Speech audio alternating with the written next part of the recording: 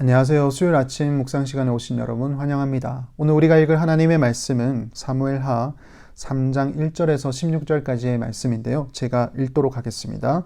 사울의 집과 다윗의 집 사이에 전쟁이 오래매 다윗은 점점 강하여 가고 사울의 집은 점점 약하여 가니라. 다윗이 헤브론에서 아들들을 낳았으되 맏아들은 암논이라. 이스라엘 여인 아히노암의 소생이요 둘째는 길르압이라. 갈멜 사람 나발의 아내였던 아비가일의 소생이요 셋째는 압살론이라. 그술 왕 달메의 딸 마아가의 아들이요 넷째는 아도니아라. 학깃의 아들이요 다섯째는 스바다라. 아비달의 아들이요 여섯째는 이드라함이라. 다윗의 아내 에글라의 소생이니 이들은 다윗이 헤블론에서 낳은 자들이더라. 사울의 집과 다윗의 집 사이에 전쟁이 있는 동안에 아브넬이 사울의 집에서 점점 권세를 잡으니라. 사울에게 첩이 있었으니 이름은 리스바요 아야의 딸이더라. 이스보셋이 아브넬에게 이르되 내가 어찌하여 내 아버지의 첩과 통간하였느냐 하니 아브넬이 이스보셋의 말을 매우 분하게 여겨 이르되 내가 유다의 계머리냐. 내가 오늘 당신의 아버지 사울의 집과 그의 형제와 그의 친구에게 은혜를 베풀어 당신을 다윗의 손에 내주지 아니할거늘 당신이 오늘 이 여인에게 관한 허물을 내게 돌리는도다. 여호와께서 다윗에게 맹세하신 대로 내가 이루게 하지 아니하면 하나님이 아브넬에게 벌 위에 벌을 내리심이 마땅하니라. 그 맹세는 곧 이 나라를 사울의 집에서 다윗에게 옮겨서 그의 왕위를 단에서 브에세바까지 이스라엘과 유다에 세우리라 하신 것이니라 하매 이스보셋이 아브넬을 두려워하여 감히 한마디도 대답하지 못하니라. 아브넬이 자기를 대신하여 전령들을 다윗에게 보내어 이르되 이 땅이 누구의 것이니까. 또 이르되 당신은 나와 더불어 언약을 맺사이다. 내 손이 당신을 도와 온 이스라엘이 당신에게 돌아가게 하리다 하니 다윗이 이르되 좋다. 내가 너와 언약을 맺거니와 내가 내게 한 가지 일을 요구하노니 나를 보러 올 때 우선 사울의 딸 미갈을 데리고 오라. 그리하지 아니하면 내 얼굴을 보지 못하리라 하고 다윗이 사울의 아들 이스보셋에게 전령들을 보내 이르되 내 처 미갈을 내게로 돌리라. 그는 내가 전에 블레셋 사람의 포피 100개로 나와 정혼한 자니라 하니 이스보셋이 사람을 보내 그의 남편 라이스의 아들 발디엘에게서 그를 빼앗아 오매 그의 남편이 그와 함께 오되 울며 바후림까지 따라왔더니 아브넬이 그에게 돌아가라 하매 돌아가니라. 아멘. 사울의 집과 다윗의 집 간의 전쟁이 시작이 됐습니다. 그 전쟁의 시작은 이 아브넬이라는 사람의 욕심 때문이었다라고 지난 시간에 말씀을 드렸습니다. 그런데 그 전쟁의 양상은 오늘 1절 말씀처럼 다윗은 점점 강하여 가고 사울의 집은 점점 약하여 가니다. 어찌 보면 당연한 결과죠. 다윗은 하나님이 세운 왕이고 그리고 이스보셋은 아브넬이라는 사람의 욕심 때문에 세워진 왕입니다. 시작부터가 다르죠. 다윗은 헤브론에서 아들들을 낳으면서 그의 세력을 안전하게 키워나갔습니다. 그런 반면에 이스보셋은 사울의 집은 오히려 내부 분열이 일어났습니다. 오늘 6절 말씀에 사울의 집과 다윗의 집 사이에 전쟁이 있는 동안에 아브넬이 사울의 집에서 점점 권세를 잡으니라. 그 내부 분열의 원인은 바로 아브넬에게 있었죠. 아브넬이 점점 권세를 잡아갔습니다. 이스보셋이 비록 꼭두각시 왕이기는 하지만 그의 나이 40대 중반입니다. 충분히 정세를 읽을 수 있는 안목이 있었고 그리고 아브넬이 행하는 행동이 잘못된 것을 그는 인지할 수 있는 그런 나이죠. 그래서 이 이스보셋이 아브넬을 공격을 합니다. 견제를 합니다. 그 견제의 방법은 자신의 아버지였던 사울의 첩인 리스바라는 여인과 그리고 이 아브넬 사이에 그런 부적절한 관계를 이 이스보셋이 포착을 한 것이죠. 그리고 아브넬을 부릅니다. 소환을 합니다. 그리고 아브넬에게 어찌하여 당신이 그러한 일을 할 수 있습니까? 라고 문책을 하죠. 그런데 참 이 아브넬이라는 사람은 보통 사람이 아닌 것 같습니다. 오히려 그는 분하게 여기면서 그 이야기를 들은 이후에 분하게 여기면서 이스보셋에게 이러한 얘기를 합니다. 8절에 내가 오늘 당신의 아버지 집에 사울의 집과 그의 형제와 그의 친구에게 은혜를 베풀어 당신을 다윗의 손에 내주지 아니하였는데 당신은 어찌 오늘 나에게 이러한 얘기를 합니까?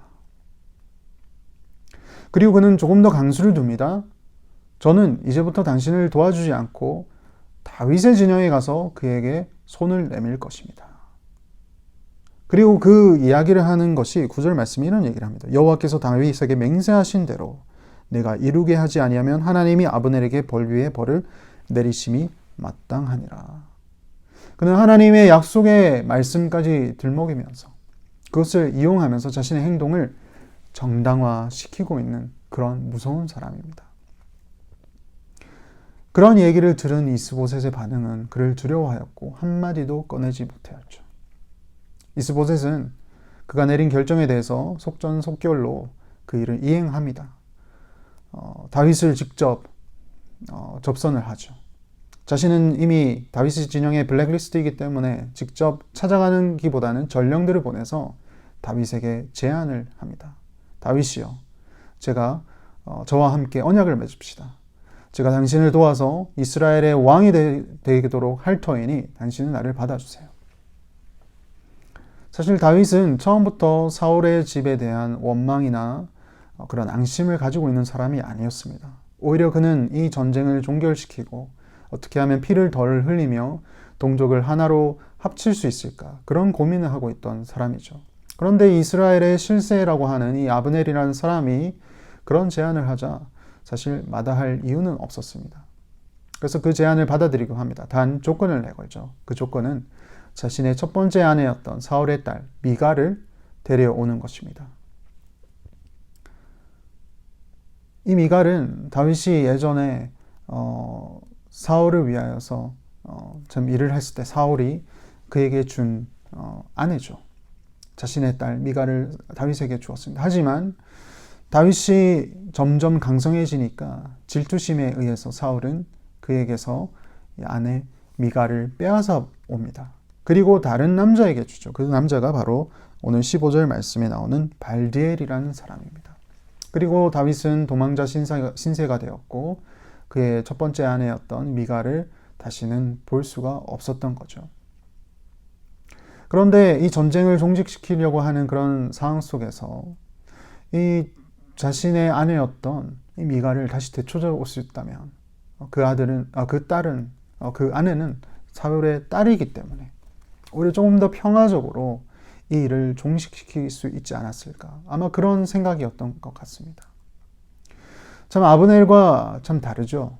아브넬은 어떻게 하면 자신의 권력을 유지할 수 있을까. 그렇게 고민했던 사람이었다면 다윗은 어떻게 하면 이 슬픔을, 이 아픔을 빨리 평화적으로 종식시킬 수 있을까. 사랑하는 성도 여러분, 오늘 이 이야기를 통해서 저는 이 부분에 대해서 한번 생각해 보기를 원합니다. 아브넬은 자신의 그런 잘못된 행위를 정당화하기 위해서 하나님의 약속의 말씀까지 끌어서 이야기를 한 사람입니다.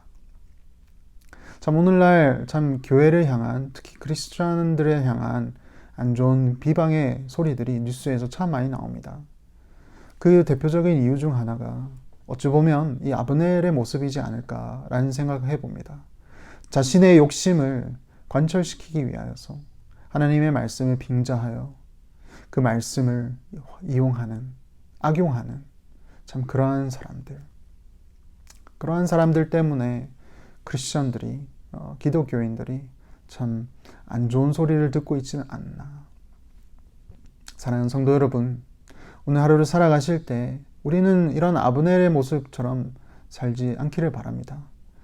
오히려 다윗처럼 어떻게 하면 평화적으로, 어떻게 하면 참 하나님을 참 영화롭게 하면서 이 일을 종식시킬 수 있을까, 이 일을 해결할 수 있을까, 그러한 고민을 할 수 있는 오늘 하루가 되면 정말 좋을 것 같습니다.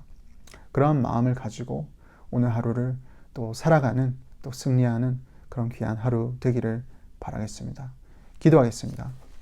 하나님, 참으로 감사드립니다. 오늘 아브넬의 이야기를 통하여서 참 사람의 욕심이라는 것이 참 어디까지 갈 수 있는지에 대해서 또 보게 되었습니다.